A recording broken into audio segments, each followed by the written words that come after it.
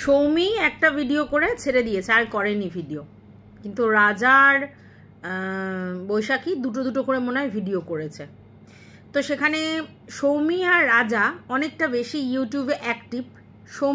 সৌমি আর রাজা বলছি, বৈশাখী আর রাজা অনেকটা বেশি অ্যাক্টিভ সৌমির থেকে এখন, ভেরি রিসেন্ট। কারণ বৈশাখী এবং রাজা অনেক সময় কোনো কিছুর জন্য আওয়াজ তোলে। পিওরলি কন্ট্রোভার্সি ক্রিয়েটার ওদেরকে বলা চলে না, কারণ ওরা পয়সার জন্য কন্ট্রোভার্সি করে না, প্রথম। দ্বিতীয় কথা হচ্ছে যে ওরা রেগুলার ভিডিও করে না। ওরা মেনলি যেটা করে সেটা হচ্ছে ওদের যদি কোনো জিনিসে আওয়াজ তোলবার হয় তখন ভিডিও করে বলে। নর্মালি এরা কমেন্ট বক্সে দু একটা কমেন্ট করে এবং লোকের লাইভে যায় ফর এন্টারটেন পারপাস, ঠিক আছে। কিন্তু এখন আমি দেখছি বেশ কিছু ভিউয়ার্স তাদের ওখানে গিয়ে কমেন্ট করছে, আর যেই ভিউয়ার্সগুলো আমার সঙ্গে অনেকটা রিলেটেড, মানে যেমন প্রজ্ঞা, মিতা, এরা আর কি, সায়ন্তনী, এরা আমার এখানেও কমেন্ট করে এবং তারা অনেক বেশ কিছু প্রশ্ন করছে। তো সেগুলোর মানে অনেক কিছু ওরা ব্যক্ত করতে পারছে না। মেন যে টপিকটা হচ্ছে সেটা হচ্ছে ওদের বক্তব্য যে এই ব্যাপারটা ভীষণ একতরফা হচ্ছে। কারণ রাজার বৈশাখীর সঙ্গে যা যা ভিতরে হয়েছে, মানে কি বলবো আর কি, বিয়ন্ড ক্যামেরা হ্যাঁ হয়েছে, সেগুলো ওরা পাবলিকালি ভিডিওজ করে আলটিমেটলি কী লাভ, এটা বলছে। আর সবথেকে বড় কথা হচ্ছে যে যার এগেনস্টে বলা হচ্ছে সে তো ভিডিও করছে না। রাধা শুনতে পাচ্ছি নাকি করতে পারবে না, তো করতে পারবে না না করছে না সেটা পরের ইস্যু, কিন্তু করছে না মোটামুটি। এই যে রাজা বা বৈশাখীর যে ভিডিওগুলো আসছে সেই ভিডিওর এগেনস্টে যে ভিডিও কন্ট্রোভার্সিতে যেটা মেনলি হয় সেটা কিন্তু আসছে না। তো হোয়াইট ন্যাচারাল ভিউয়ার্সরা বলছে একতরফা হচ্ছে, ব্যাপারটা কি। আর হঠাৎ বা তোমরা এই মামাইকে নিয়ে ভিডিও করা শুরু করলে কেন, হঠাৎ কেন করলে? যদিও বৈশাখী অনেকটা ক্ল্যারিফিকেশন দিয়ে দিয়েছে। মেনলি ওদের প্রবলেমটা শুরু হয় যে যেটা আমি বুঝতে পারি সেটা হচ্ছে মামাইয়ের সঙ্গে একটা ম্যাডামের একটা ঝামেলা ছিল, এবং মামাইয়ের সঙ্গে এরা ইনভলভ ছিল ওভার টেলিফোনিক। যদিও 8-9 মাস নাকি ওদের মধ্যে কোনো কথোপকথন ছিল না।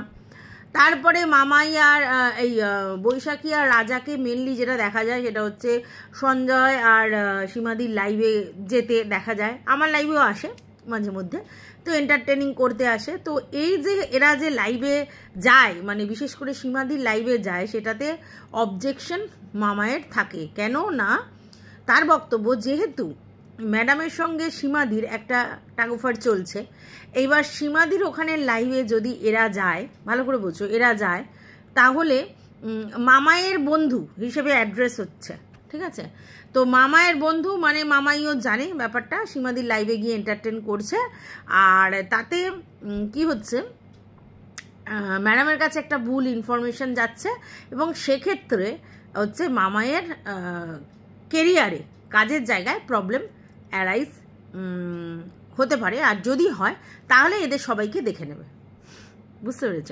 এটা হচ্ছে মেন ফান্ডা, যেটা আমি বুঝলাম। তো চলো, welcome back to my channel. আশা করছি তোমরা সবাই খুব ভালো আছো, আর আমিও খুব ভালো আছি। নতুন একটা ভিডিওর সাথে আমি রুনার লাইফস্টাইল থেকে।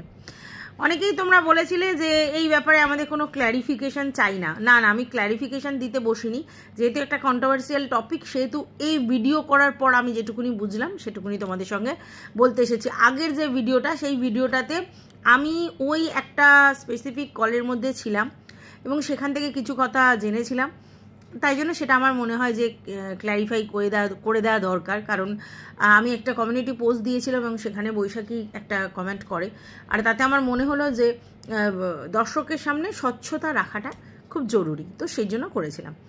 আর আমি ভিতরের খবর কোনো কিছু জানি না। যদি বলেন কেন, কারণ আমার সঙ্গে কারোরই সেই লেভেলের ইন্টিমেসি নেই। হ্যাঁ, কথাবার্তা যে হয় না, হয়নি এরকম নয়, কিন্তু এই যে সমস্ত ব্যাপারটাতে আমি কিন্তু ছিলাম না।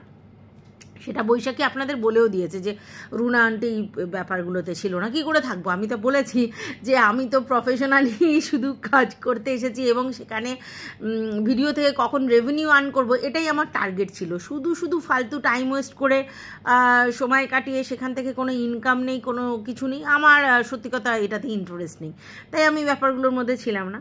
এখন কথা হচ্ছে তাহলে এখন এইগুলো হচ্ছে কেন, এগুলো কেন হচ্ছে আর কেনই বা ওরা ক্ল্যারিফিকেশন দিচ্ছে?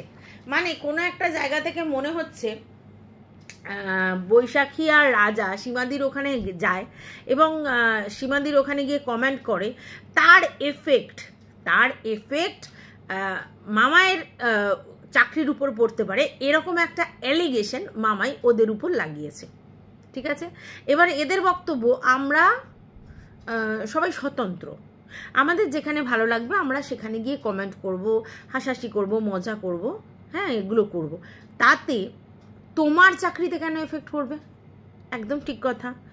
তো আমি আমার দায়িত্বে আমার জায়গায় এসেছি, তোমার জায়গাতে তো কিছু করার এখানে ব্যাপার নেই, তাহলে কেন তুমি বলছো আমরা কোথায় যাব না যাব সেটা তুমি কেন আমাদের ডমিনেট করছো? এখানেই হচ্ছে মেন ফান্ডাটা লুকিয়ে আছে। ঠিক আছে, এইবার ব্যাপারটা হচ্ছে কি, যখন কারোর সঙ্গে বন্ধুত্বপূর্ণ সম্পর্ক থাকে, রিলেশনটা হেলদি থাকে, তখন কি হয় ওই একটা একে অপরের উপর আর কি ওই কর্তৃত্ব ফলানোটা এসে যায়। তো এটাই এদের মধ্যে হয়েছিল। সমস্যাটা তখন থেকেই হলো যখন রাজা আর বৈশাখীর বক্তব্য হচ্ছে যে অ্যাকচুয়ালি মামায়ের জন্য ওদের ম্যাডামের সঙ্গে একটা ঝামেলা সৃষ্টি হয় ওদের বক্তব্য অনুযায়ী। ঠিক আছে, এমনি নালে ওদের কিন্তু কোনো ঝামেলা নেই।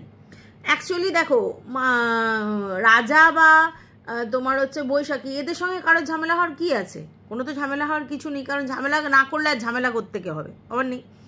তাহলে মামায়ের জন্য, তাহলে মামাই যে বলতো এতদিন ধরে যে ওর চাকরির কোনো সমস্যা হয়নি বা চাকরির ওখানে কোনো প্রবলেম হয়নি, তাহলে সেটা ভুল বলতো। এবার কথাটা হচ্ছে কেন সমস্যাটা হলো। দেখো একটা কথা বলি, সিডিপিও চাকরিটা কিন্তু বেশ একটা ভালো পজিশন হোল্ড করা চাকরি।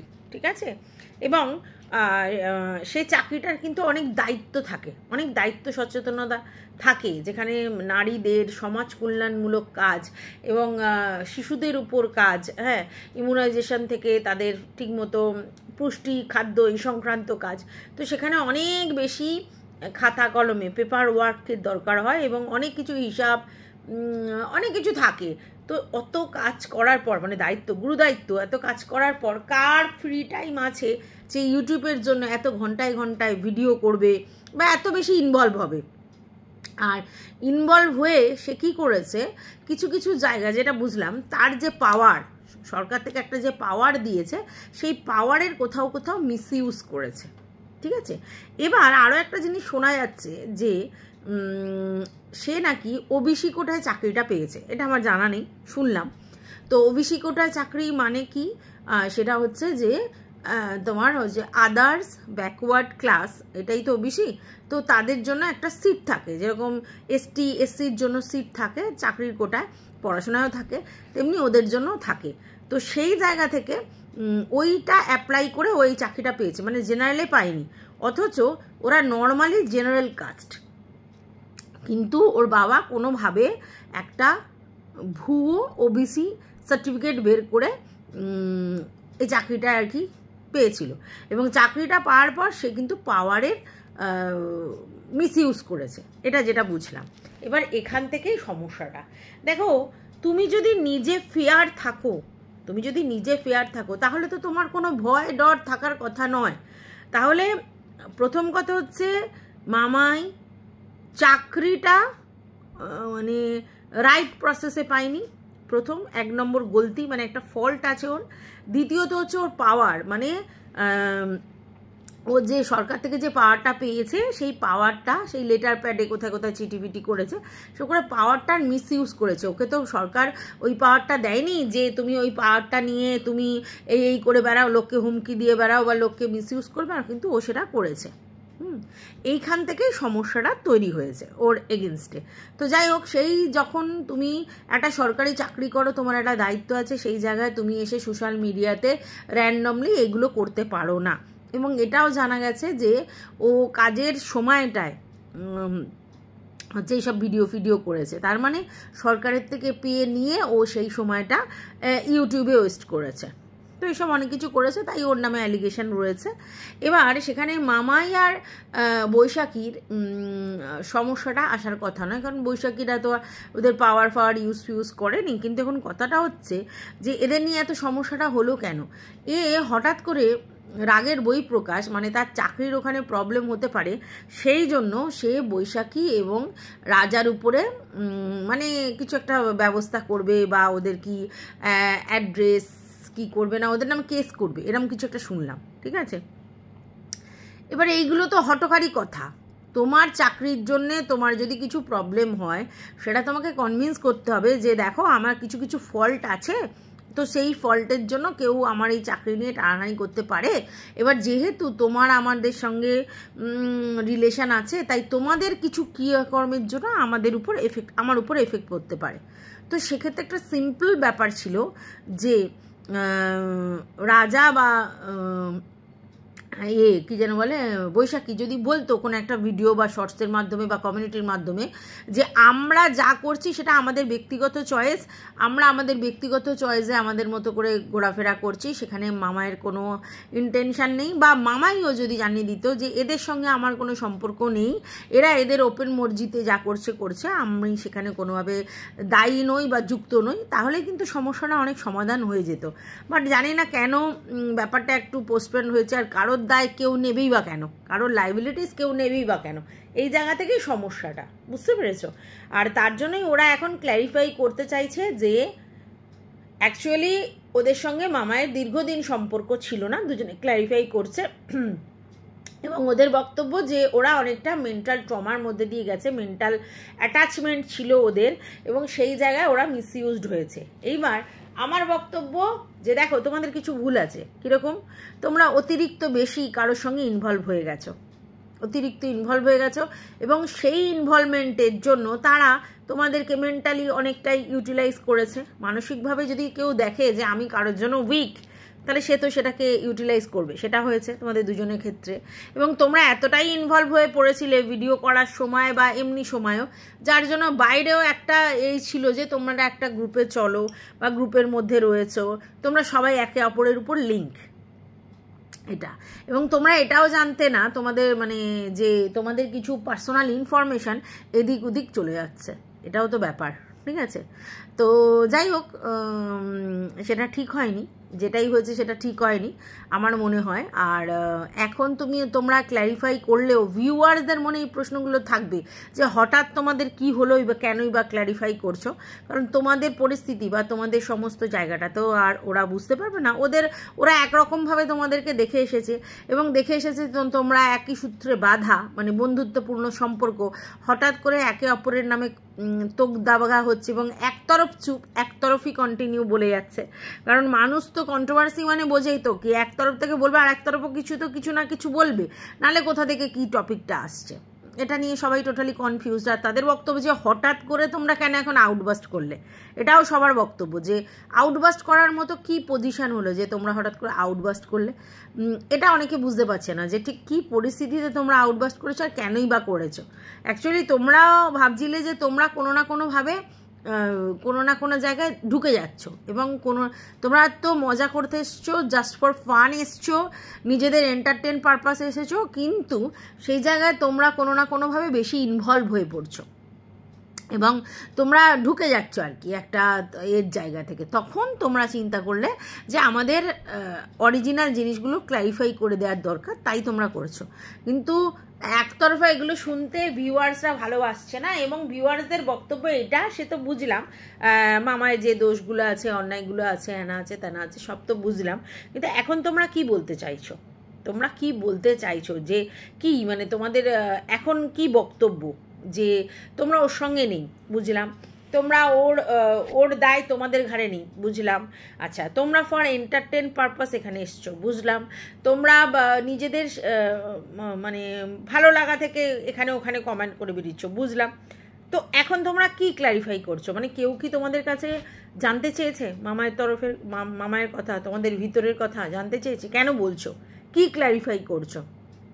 কেনই বা করছো? এই জিনিসটা কিছু ভিউয়ার্সরা বুঝতে পারছে না। ভিউয়ার্সদের কথা হচ্ছে যে এখন এই কন্টেন্টটা টেনে নিয়ে আসার কি মানে? কারণ সেই যে কন্টেন্ট, সেই কন্টেন্ট তো তার কোনো অস্তিত্ব নেই। মানে সে ফেক আইডি নিয়ে কোথায় কমেন্ট করছে, কোথায় মজা করছে, ইউটিউবের কোথায় গিয়ে মানে আনন্দ করছে, মস্তি করছে এবং কন্ট্রোভার্সি দেখছে, সেটা তো বড় কথা নয়।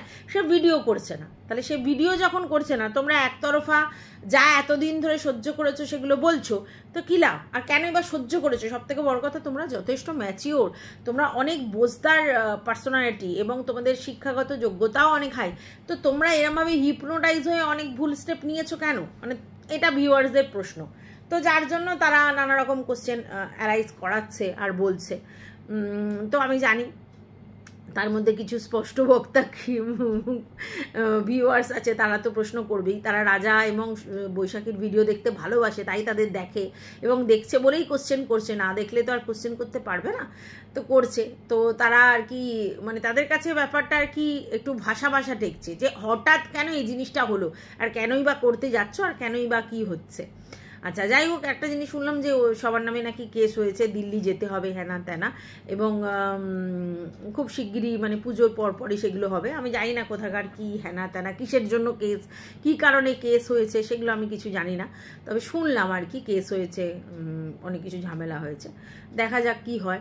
কেস হলে যেতে হবে, কিছু করার নেই। যদি কেস হয় তাহলে সেটাকে তো উইথড্র করতে। তবে হ্যাঁ, এখন অনেকে আর কি লয়ার জোগাড় করে মানে আর কি বাড়ি থেকেই অনেক কিছু করে আর কি। সেটা আমরা সুদেবীর ক্ষেত্রে দেখলাম না, যে লয়ারই বসে বসে সব করছে, মানে হায়ারটা দিল্লির লয়ার করতে হয়েছে, আর এখানে বসে বসে অনেক কিছু করছে। তো ওরাও তাই করতে হবে, মানে যাদের নামে যেগুলো কেস যদি হয় তারাও তাই করবে, এটাই আশা করা যায়। এর বাইরে আর কি করা যাবে? তো যাই হোক, আমার মনে হচ্ছে যে এটা না মানে ইন্টারেস্টটা মানুষ এরকম একটা পাচ্ছে না। ইন্টারেস্টটা এই জন্য পাচ্ছে না কারণ পুরনো কাসন্দি তো, হিস্ট্রি শুনে অ্যাকচুয়ালি লোক কী করবে? যা হয়ে গেছে হয়ে গেছে। এই মুহূর্তে যদি মামাই এখানে প্রেজেন্ট থাকতো তাহলে ব্যাপারটা হতো যে একতরফা হচ্ছে, এ বলছে, ও বলছে, সে বলছে। এখন এগুলো করে কী লাভ আছে? এখন তো করে লাভ নেই এগুলো। আর একদিনও তো ব্যাপারটা হয়নি। অনেকে বলছে যে এই জিনিসগুলো তোমরা সহ্য করেছো কী করে। তবে হ্যাঁ, আমি আবারও বলছি, ওই কবিতার যে মেয়ের ব্যাপারটা, সেটা কিন্তু খুব ভুল হয়েছিল। এটা আমি কখনোই সমর্থন করিনি, আর এটা সমর্থনযোগ্য নয়, ঠিক আছে? কারণ আর তবে যেটা আরেকটা রাজা বলল যে কি ওর বাবার নাম্বার দিয়ে ওরকে কি করবে, এইটা সত্যি কথা বলছে ভীষণই মানে কি বলবো আর কি, ভীষণই খারাপ একটা জিনিস। আর তখনই রাজাদের প্রোটেস্ট করে বেরিয়ে আসা উচিত ছিল। যাই হোক, সেখানে যে কোনো কারণে সেটা করতে পারেনি। আজকে তার জন্য ওরা নিশ্চয়ই সরি ফিল করছে, সেটা বলেওছে, কিছু বলার নেই। আর রইল বাকি হচ্ছে একবার না আমার মনে হচ্ছে কোনো একটা কথার পরিপ্রেক্ষিতে আমারও মনে হয় হাজব্যান্ডের নাম বা কিছু এসব আমাকে জিজ্ঞেসে করা হয়েছিল। আমি কথাটার উত্তর দিইনি বা এড়িয়ে গেছি বলতে পারো, কারণ পার্সোনাল আমার কোনো ইনফরমেশান আমি কাউকে সেই অর্থে দিতে চাই না। এটা আমি করেছিলাম অনেক দিন আগে, তখন কিন্তু আমার সঙ্গে ওর বন্ধুত্বপূর্ণই সম্পর্ক, সবার মধ্যখানেই চেয়েছিল। তো এটা মানে যেটা আমি জানি সেটা বললাম। আর রইল বাকি হচ্ছে এই কন্টেন্টটা মানে কন্টিনিউ লং টার্ম বেসিসে লোকে নিয়ে যাওয়াটা বেকার হবে আমার মনে হয়। যা বলার রাজা বা বৈশাখী বলে দিয়েছে, আর নতুন করে কিছু বলার নেই। আর আমার হচ্ছে ওই দেখবো যদি ওদের ভিডিও দেখে আমার কিছু মনে হয় তাহলে ভিউয়ার্সদের উদ্দেশ্যে আমার কিছু কথা থাকবে, আমি সেগুলোই শেয়ার করব। তো যাই হোক, এই ভিডিওটা এই পর্যন্ত। তোমাদের কিছু বলার থাকলে অবশ্যই কমেন্ট বক্সে জানিও।